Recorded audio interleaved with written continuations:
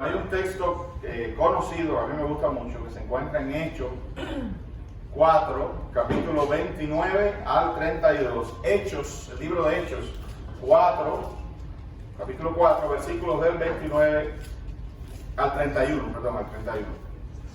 Dice así: y ahora, Señor, mira sus amenazas y concede a tus siervos que con todo de nuevo hablen tu palabra, mientras extiendes tu mano para que se hagan sanidades y señales y prodigios mediante el nombre de tu santo Hijo Jesús. Cuando hubieron orado, el lugar en que estaban congregados tembló y todos fueron llenos del Espíritu Santo y hablaban con denuedo la palabra de Dios. He puesto como título a este mensaje: amenaza. Amenaza. Porque, hermanos, la vida cristiana se ve, y sobre todo el desenvolvimiento de la iglesia, en ocasiones se ve amenazada. Hay algún agente externo que amenaza el crecimiento y que amenaza la función principal de la iglesia, que es el evangelismo. Y escuchó bien, la función principal de la iglesia es el evangelismo. Es ir por todo el mundo y hacer discípulos a todas las naciones. A veces el propósito que Satanás sabe que es tan importante, porque ese es el único propósito que garantiza la salvación. El Evangelio de Jesucristo es el único camino, es la verdad, es la vida. El enemigo lo sabe y el enemigo va a tratar de impedirlo a través de la intimidación y de la amenaza, para tratar de recluir al cristiano, de confinarlo, de atemorizarlo para que no se mueva, para que no predique, para que no hable la palabra, para que no alabe a Dios, y por lo tanto se cumpla el principal mandato que nosotros los cristianos tenemos de Dios, que es predicar el Evangelio. ¿Y cómo los cristianos manejamos la amenaza? ¿Cuál es la respuesta de los cristianos ante las amenazas?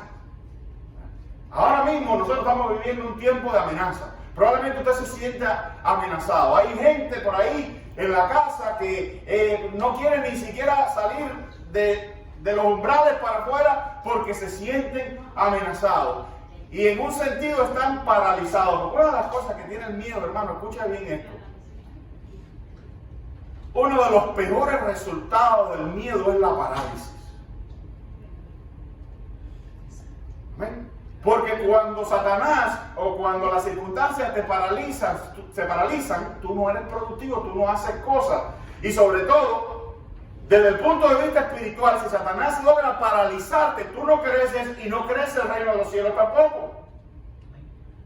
Una ilustración interesante sobre esto es el caso, yo no voy a predicar sobre eso, me vino a la mente, se lo voy a decir, el caso de David y Goliat.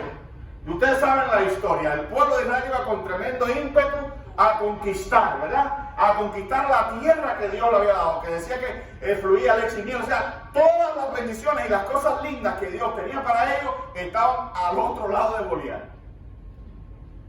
Y mientras ellos iban en ese propósito de conquistar, de recibir, de hacer lo que Dios le había mandado, que en cierto sentido era un propósito evangelístico también, porque Dios quería convertir a Israel en un centro evangelístico de toda la humanidad. Amén, amén. Israel iba a ser el pueblo que iba a anunciar al mundo a Jehová de los ejércitos. Amén. Pero ¿qué pasa? Todo iba muy bien hasta que se atraviesa Goliat. Y algunos, cuando cuentan esa historia y predican esa historia, pierden de vista esa realidad. Que uno de los más grandes problemas que ocurrió con el episodio de David y Goliat es que el pueblo se detuvo y no podía pasar. Se paralizaron todos. ¿Por qué? Y aquel gigante se paraba y los amenazaba. Todos los días, dice, todas las mañanas salía aquel gigante a amenazar y a intimidar al pueblo. Y las bendiciones y las cosas que Dios iba a hacer conmigo, al otro lado. Había que pasar por ahí. Y ahí estaba Goliat. Todos los días hay gente que se levanta todos los días y recibe el mismo grito intimidatorio de los Goliat de este mundo. Y ahora tenemos uno por ahí rondando. Amén. Vociferando e intimidando. Y lo que Dios quiere hacer conmigo, al otro lado. Entonces, por ejemplo, ese es un caso clásico. ¿Y cuántos días se perdieron? Todo lo que Goliat estuvo allí. ¿Cuánto se demoró en venir la bendición al pueblo? Hasta que un valiente salió y confrontó la amenaza.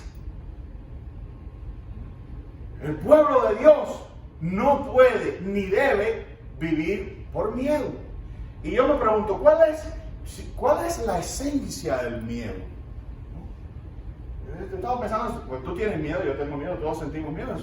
Es una reacción muy natural, incluso una reacción que por momentos nos puede salvar. Pero ¿cuál es la base, lo más puro? Si pudiéramos al miedo, si pudiéramos como esas pinturas que tienen muchos colores, si pudiéramos ver la base del miedo, ¿qué es? La base del miedo es temor a la muerte. Al final, detrás de todos los miedos, lo que se esconde en el mismísimo final es miedo a morir.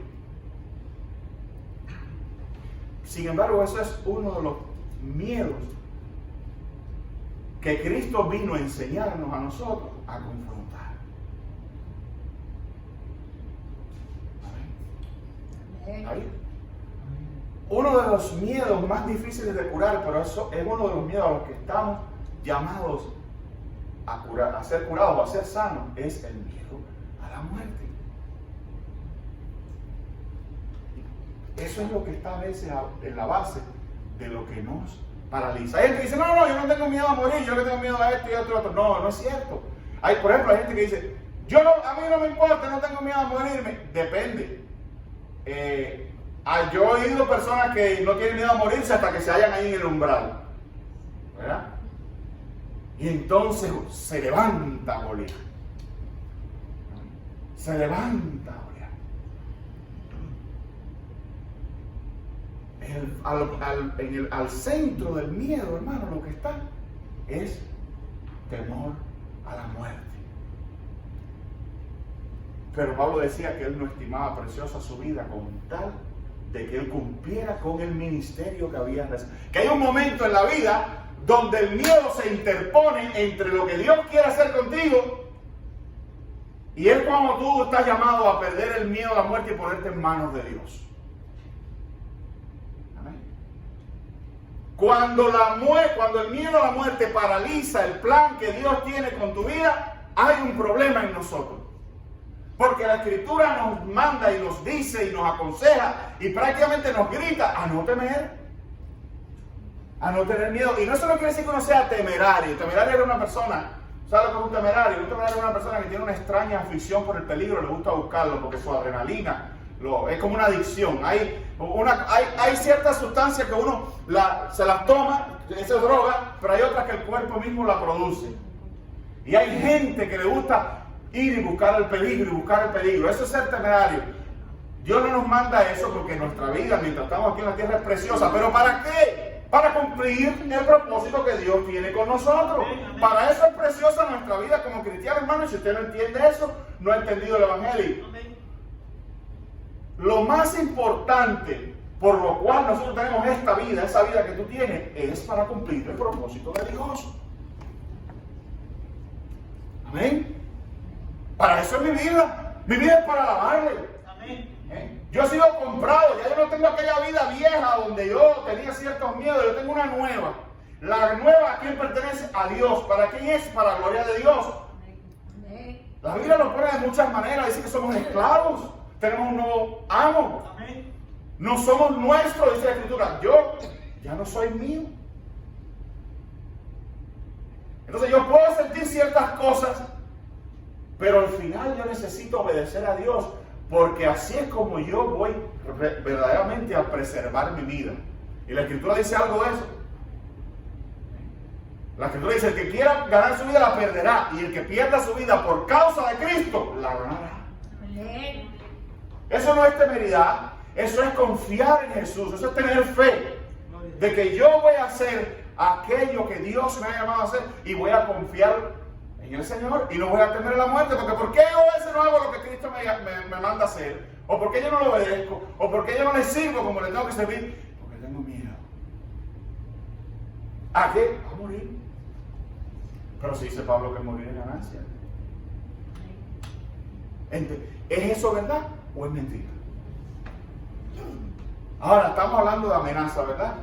Pero si ellos estaban amenazados, mira el versículo 29, dice: Señor, mira sus amenazas y concede a sus siervos que con todo de nuevo hablen su palabra. ¿Quién nos amenazaba? Un tremendo, poderoso, grandioso, casi presente en todos los lados, Imperio Romano. Amén.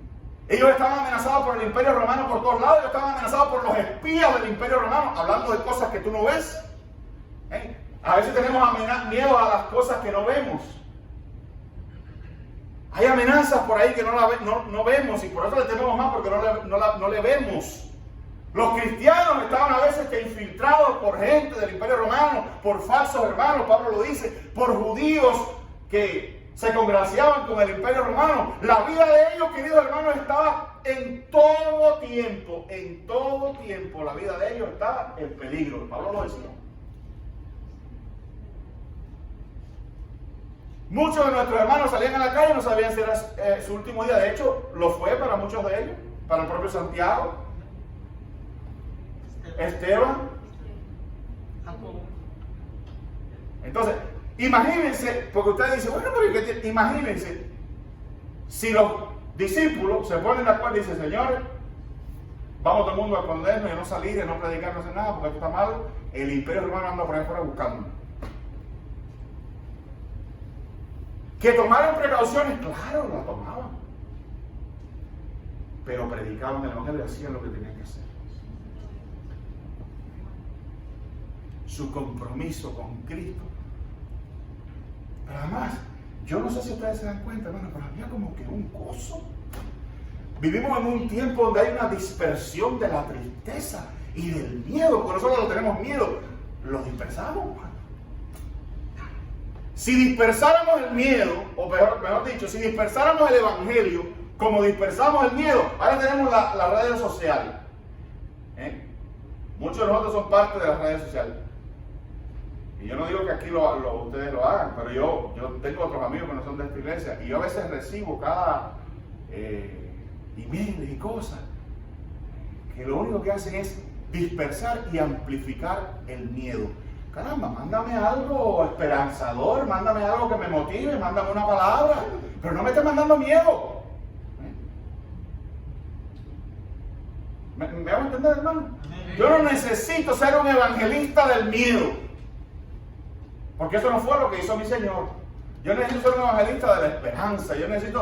Pero no en este mundo. Nuestros ojos no están en este mundo. Este mundo nada tiene que ofrecernos. Ahora se va a ir el coronavirus, va a venir otra cosa, queridos hermanos. ¿Ven?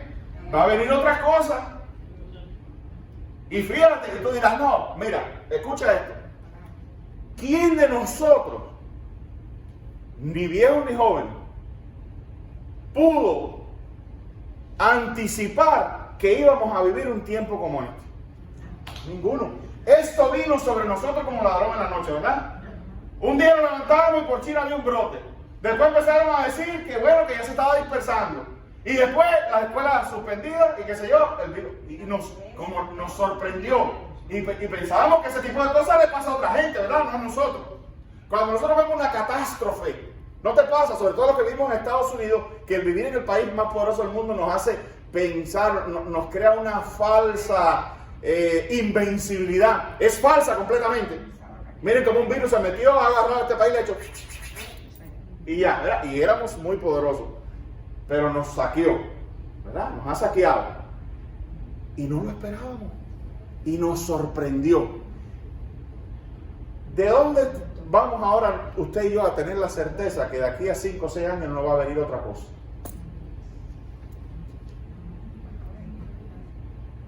Vemos guerra y decimos: oh, eso pasa allá. Aquí nunca va a pasar eso. Aquí nunca va a pasar eso. ¿Quién de nosotros iba a pensar que 2 aviones se iban a estrellar contra las torres?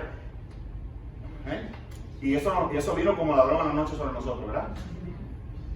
Este vino como ladrón en la noche sobre nosotros, ¿verdad? Entonces, ya ven que no somos tan invencibles y que no somos tan invulnerables. Amén, querido hermano. Entonces, el pueblo cristiano no vive o no funciona en base a tener seguridades y a tener aseguramientos de que todo va a estar bien. El pueblo cristiano no opera así. Así se opera aquí en los Estados Unidos, pero no en el resto del mundo, en otros lugares. Y ya nosotros debemos acostumbrarnos que ni aún nosotros estamos libres de ese tipo de amenazas, incluso de ataques. Entonces el miedo no nos puede paralizar. Nosotros tenemos que ser una especie de todoterreno que funcione en cualquier circunstancia. Y si nos morimos, bueno, pues con el Señor no hablamos de eso, queridos hermanos. O es todo un juego y un chiste. Y es algo que nos creemos los domingos nada más. Mire, y yo les estoy, como dice en inglés, I'm preaching to the crowd. Ustedes son, por lo que veo, entienden eso porque están aquí. Pero ¿cuánta gente está por ahí ya prolongadamente? Incluso gente joven, teenagers, por ahí no vienen a la iglesia, están encerrados en su casa. ¿Por miedo a qué? No dice que nadie se muere en la víspera, ¿verdad? O sea, usted se cree que usted se va a morir de otra cosa, pero el coronavirus lo va a matar. O sea, usted cree que su día, el día en que Dios lo va a recoger a usted, va a ser frustrado por el coronavirus. Se va a llevar antes. Tristemente, hermano, el que tiene sus días y el que ha sido en el libro escrito que se muere de coronavirus, se va a morir de coronavirus. El que va a sobrevivir esto, lo va a sobrevivir. Pero yo creo que escúchame bien lo que estoy diciendo, se lo estoy diciendo con toda responsabilidad. Yo creo que una gran cantidad del pueblo de Dios va a sobrevivir esto. Yo lo creo. Y creo que la oración nos protege, nos guarda, nos cuida. Mira sus amenazas. Ahora, ¿qué hace el pueblo de Dios? Porque no sé si me va a dar tiempo a hacerlo, a terminarlo todo, pero déjenme por lo menos darle la idea. En el texto Señor, mira sus amenazas y concede a tu siervo que con todo enojo habla en tu palabra. Mira lo que está en la mente de esta gente. La mente de esta gente es orar. Señor, mira tus amenazas, pero no nos vamos a parar. Danos poder para seguir adelante. Amén, amén. Porque ¿qué es lo que hace la iglesia de Dios? ¿Por qué yo puse como título la amenaza? ¿A dónde voy? ¿A qué punto voy? Que la iglesia de Dios, el pueblo de Dios es indetenible. Y si hubiera una guerra aquí, ¿qué íbamos a hacer? Bueno, tratar de cuidarnos para que no nos caiga una bala.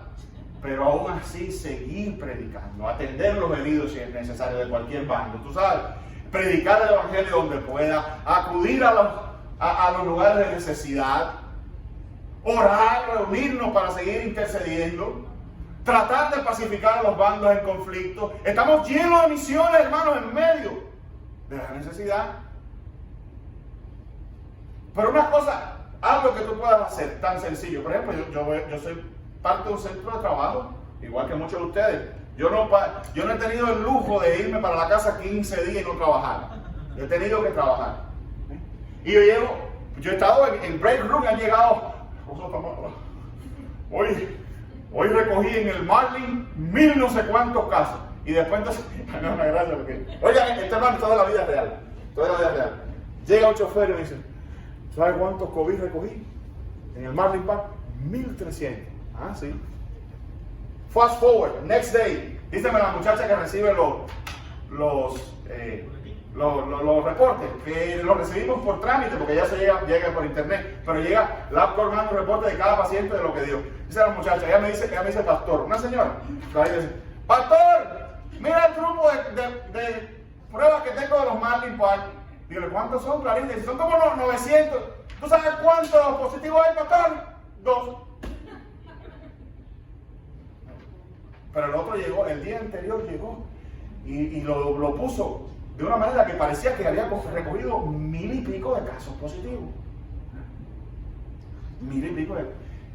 Otra vez, porque no quiero que nadie me diga, pero no, pero si hay casos, no, yo lo sé, lo hay, lo he visto y los transporto, voy a los hospitales. No me vengan a decir a mí, que trabajo en ese medio, de que si yo no sé los casos que hay, yo lo sé. Incluso yo he trasladado todo el equipamiento de hospitales de campaña que al final después tuvimos que recogerlo porque no se abrieron. Pero yo sé todo eso. Yo sé todo eso.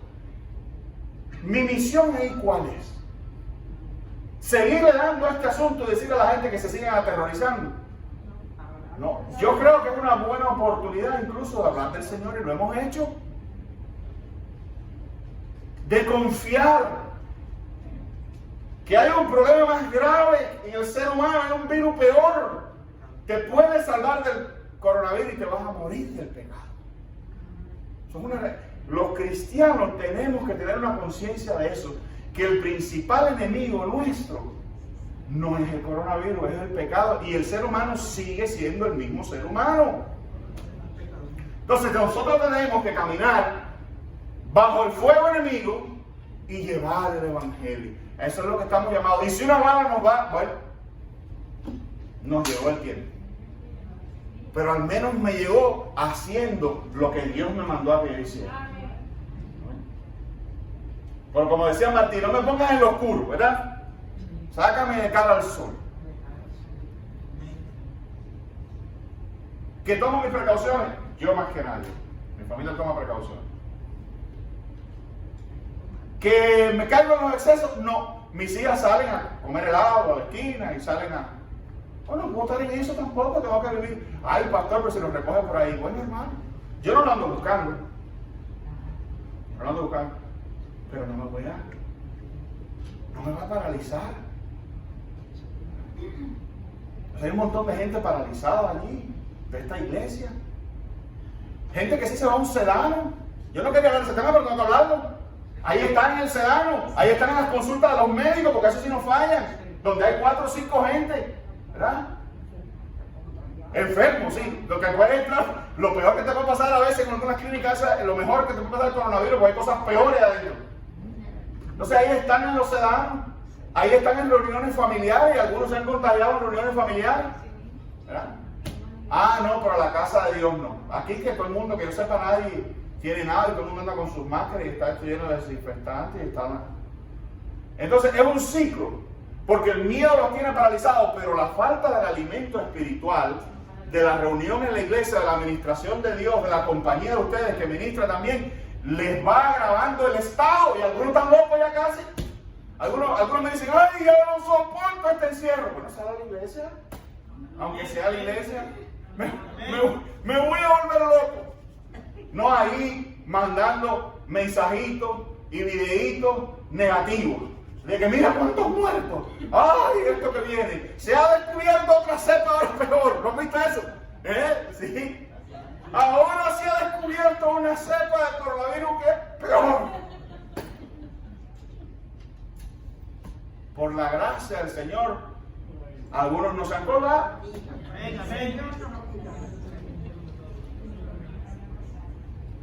Amén. Se mira sus amenazas. Ellos no estaban, escúchame hermano, ellos no estaban ajenos al problema. Noten cómo le llaman. Le llaman, mira sus amenazas. ¿A qué se estaban refiriendo? Se estaba refiriendo a una combinación de los judíos, la persecución de sus propios judíos, de los fariseos, pero también detrás de eso estaba el Almighty Roman Empire. Entonces, mira sus amenazas. Somos 4 gatos contra todo esto, ¿verdad? Mira, ellos oraron, porque ese es el principal lugar. Pero incluso es hasta una oración discreta entre ellos. Si había alguna preocupación, fue entre ellos. Señor, mira sus amenazas. Pero la cara de ellos no era de miedo. Ellos sabían que había un factor de peligro. Pero Señor, mira sus amenazas y concede a tu siervo que con todo de nuevo, o sea, con entusiasmo, con energía, hablen tu palabra. Voy a dejarlo allí. Voy a seguir después con este tema, amenaza. Porque hay unos textos interesantes que se los quiero compartir. Se los voy a dejar ahí para que les dé deseo para la próxima, que tienen que ver con eso. Mira sus amenazas. O sea, yo no estoy ajeno al problema, pero concédeme que yo no me detenga. Es lo que le está pidiendo. Traducción de ese texto. Mira lo que está pasando, pero concédeme que no nos quedemos aquí trancados. Amén. Entonces, hermano, dejemos la obsesión. Eso lo voy a dejar para el otro tema, pero hay que tener cuidado con las obsesiones. Porque a veces eres el más obsesionado y entonces te cae a ti. Yo tengo, hace poco, de la vida real, me llama mi hermano es camionero también, trabaja en una compañía de 4 o 5 camiones, y me dice, oye, aquí en el trabajo de nosotros dio uno positivo. Digo, sí, nos mandaron para la casa, y dice, no, él se fue y qué sé yo. Dice, se pasaba el santo día hablando de coronavirus. Me dijo, óigame, qué casualidad, me dijo, se pasaba el santo día hablando de coronavirus, de que el miedo de esto, una locura, una obsesión, y resulta que él sale positivo.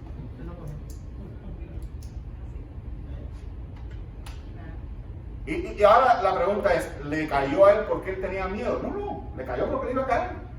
Pero qué casualidad. Pero a veces estas cosas suceden para que uno aprenda. Nadie se muere en la víspera. Y Dios tiene nuestros días contados. Dios sabe todo lo que nos va a ocurrir. Pablo cayó en una isla por allá de Malta, estaba en un fuego, ¡pam! Y se le prende una serpiente. ¡Oh! ¡Qué cosa tan grande! ¡Qué falta de... Esto no es fe! ¿Cómo es posible? No le pasó nada, sacudió la serpiente en el fuego. Claro, él no andaba buscando la serpiente. Quizás ahí donde yo veo que muchas veces la gracia de Dios viene. Tú estás haciendo lo que tienes que hacer, eres humilde. Crees en que Dios es tu Dios y va contigo y es tu protector. Y a veces te va a morder una serpiente. Pero el fuego de Dios va a estar ahí, listo, para liberarte, para ayudarte, para bendecirte, para empujarte hacia adelante.